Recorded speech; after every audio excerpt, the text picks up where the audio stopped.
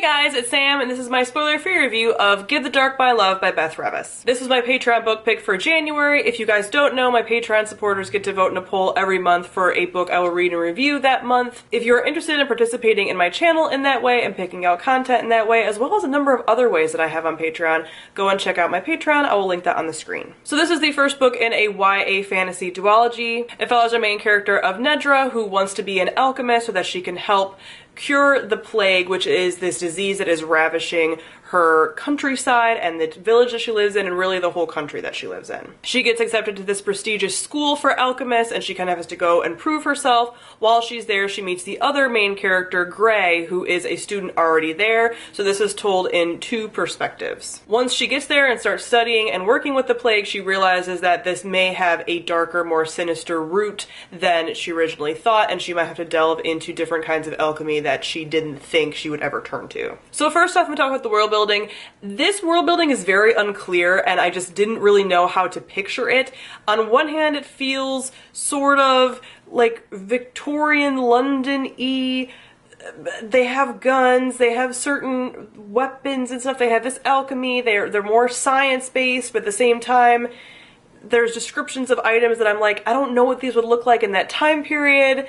The clothing that there's talked about isn't very clear as to when they would be living and kind of what we should compare it to. There's really no touchstone for this world that you can kind of compare it to, and I found it really vague, so I had a hard time picturing characters and how they were, what their mannerisms might be, or what their dress might be, or anything like that, and I was thrown off by certain descriptions of certain items because I wasn't expecting them to be in this setting that I was picturing, so I found the world building to be pretty lackluster. Next, I talk about our characters. You spend a lot of time mostly with Nedra, and she really is the main focal point of the story, although you do get Gray's perspective as well, but that's the one you get closest with, and she really does get boiled down to just her need to help, which I think is a very important part of her personality, but after a while that part of her personality is just beaten into you in a way that's like, okay, she needs to be more than this.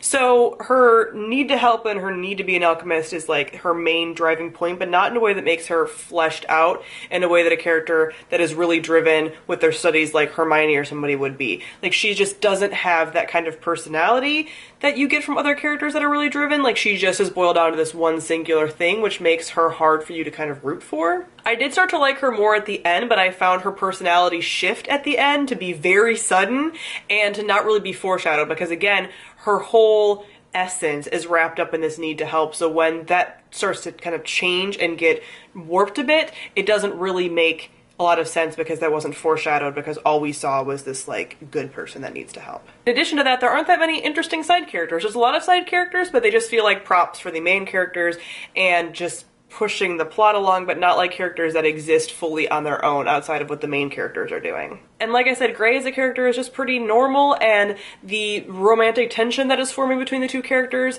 isn't anything that really is like passionate or anything like that. It's pretty standard, it's pretty forgettable because it's not horrible, but it's also not anything super spectacular, it's just kind of there. And lastly, I'm going to talk about the plot.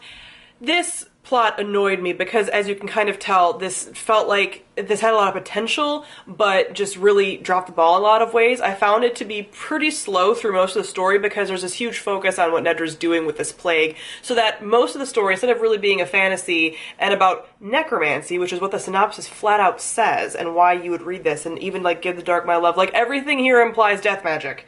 Okay? So you know it's coming, but the characters don't know it's coming until like the very end, even though it's very blatant, like that's what's gonna happen from like basically the get-go. So it's just you waiting for this thing to happen that has been talked about in the synopsis and that's been talked about from the beginning of the book, and it just drags. So that most of the story, like I said, isn't even really a fantasy story or really has any necromancy. It's just like sort of a historical fantasy medical drama without much of the drama. So it just drags on. And on one hand, it's like, okay, we're building this foundation for why she cares so much, but it's not interesting after so long. It could have been done way better. So most of the story is just very slow and drawn out, and then you get a ton of stuff at the end, and all the stuff that you were probably waiting for the whole book but now it's at the very end and it's like, why did I wait this whole book for that? So overall, I found this book pretty disappointing and I am giving it 1.5 out of 5 stars. I do not plan to continue with this series, if you are wondering. So comment down below, let me know what you thought of Give the Dark My Love. Thank you all for watching and I'll see all of you guys soon. Bye.